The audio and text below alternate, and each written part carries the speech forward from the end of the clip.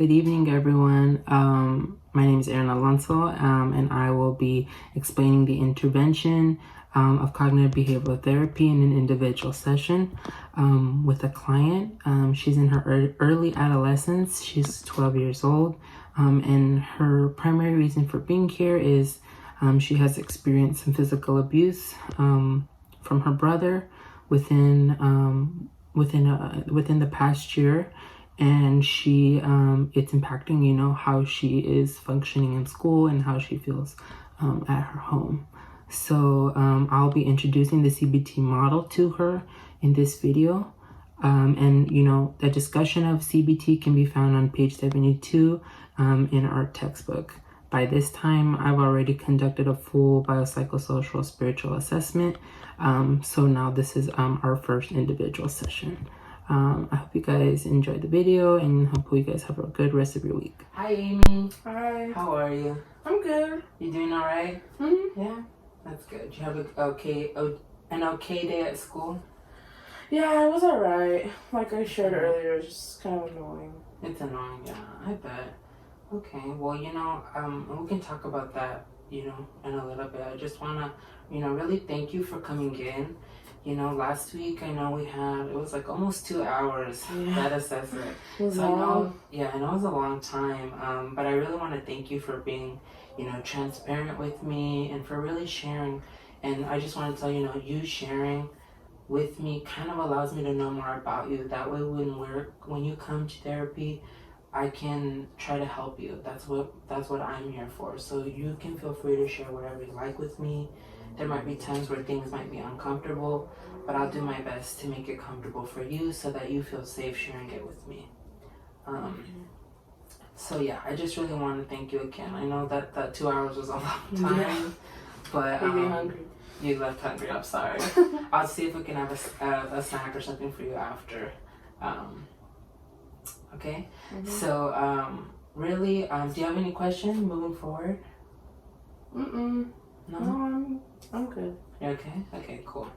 So, if you have any questions throughout the session, feel free to let me know and I'll do my best to help you and answer that for you, okay? Okay. So today, really what I want to go over with you is the type of therapy we're going to be doing is called, the cognitive model. And it's really, I want to introduce this model to you because I think it'll be very helpful for you in understanding, the things that have happened to you and how it kind of affects you now. So, this model is called the cognitive behavioral therapy model. And it's the type of therapy we're going to really be doing with you. And it might sound kind of like scary or kind of confusing. Sounds hard. Yeah, no. Well, I'll explain it to you now. And it's really quite simple. So it's based upon the idea that how you think determines how you feel, right? The way you think of something happening, you feel something, right? But then that also affects how you behave, okay? So I have this diagram that I want to share with you. So this is like the cognitive model, right? Okay. So we have a situation. So, a big deal or as to why you're here was because of, you had mentioned to me your brother had been hitting you and hurting you, a little over a year ago, and that's totally not cool. You should feel safe with your family, with your brother. And we're going to use that we're going to try to help you get through that, to kind of think about what happened, how it made you feel, or what you thought about it, how it made you feel, and how it affects how you behave now. So how it can affect you at school or at the home, or if you're out shopping, or if you go to Disneyland, or you go get your nails done, whatever it is that you like to do, whatever the activities you do, this is probably affecting those activities. So the situation. So what I'm gonna ask you to do, if you're comfortable, sharing, just like bullet points underneath each one. So the situation, something happens, right? So we recognize that an event will affect how we think, our thoughts. And this is how the situation is interpreted. You get what, you know what that means? Yeah. Like what I end up thinking about what happened. Right, exactly. And then, you know, our thoughts affect how we feel.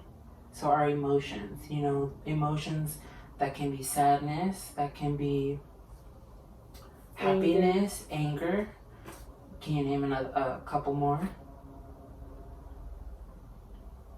Loneliness. Loneliness, okay. Fear. Fear. Right, so those are the emotions that we have. It's a feeling we have as a result of what we're thinking, okay? And then we have our behaviors. So when you feel lonely or you're scared or you're fearful, what does that look like for you? I go to my room and I don't want to talk to anybody at home. No, okay, right. And that's definitely, that's very normal to feel that way. If we're scared of something, some people react differently, but you know, a common thing is what we see is that people who fear something, they kind of isolate themselves. So like you said, you go to your room and you kind of just like to be alone. That's a behavior that you're doing, right? And there's nothing wrong with that. It's very valid what you feel and how you're behaving, because what happened to you was not right, you know, and it's something that's affecting you. So, does that make sense? The cognitive model, cognitive behavior. Okay, so I have. I'm gonna actually give you this copy, and I'll give you a couple minutes. I have a marker here, and feel free to write down, you know, what happened, what you thought about it, how it made you feel, and how you think it's affecting you today. Okay? So and I'm writing down what I told you, like, right. earlier, So what you told me happened.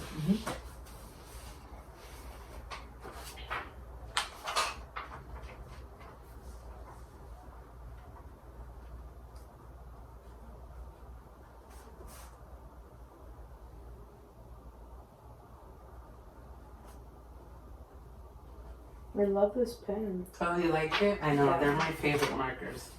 Yeah. I have a whole bunch of them. They're in on my desk, closer over there. So it's just Are you okay one with that one? Yeah. Just one for each. Yeah, 1 or 2, however many you feel. Whatever you want to indicate there.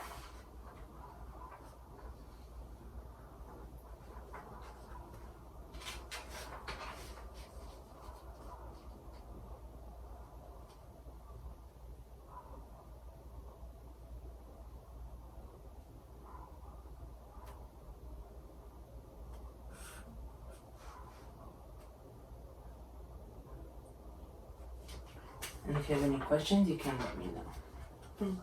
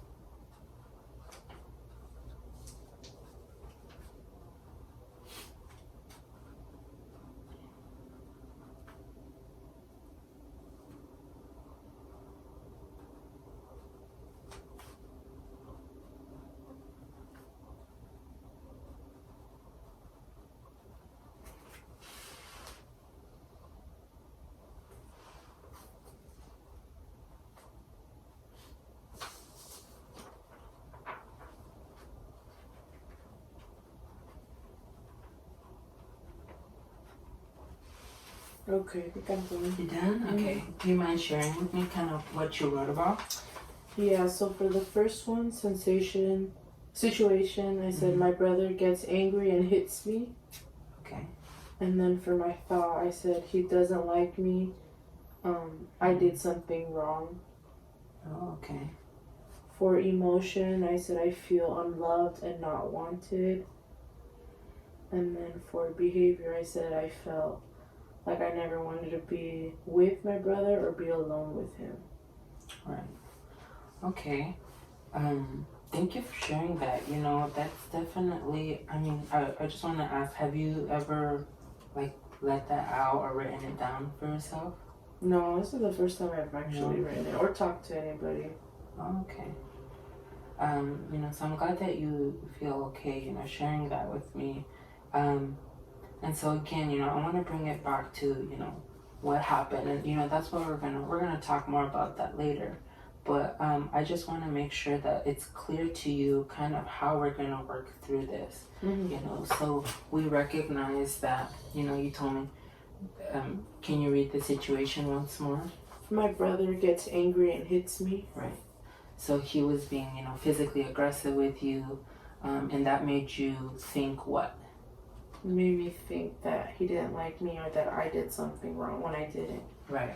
So you can see how what happened made you think a certain way. Mm-hmm. Right. And then when you thought a certain way, what did you feel? It made me feel unloved and not wanted. Unloved and unwanted. Right. And that's, you know, unfortunately, different things make us feel different ways. Mm-hmm. And I want you to know that I am sure that you are loved by your family. You know, this unfortunately was a situation that you've gone through. But, you know, in talking to your mom, you know, last week, she's going to really do her best to make sure that you're safe and that you have what you need to be able to keep doing well in school, to feel more comfortable around your family. Because I think that's a family is where you should feel safe. Mm-hmm. Okay? So then, you know, you felt unloved at certain times. And then how did that change how you behaved?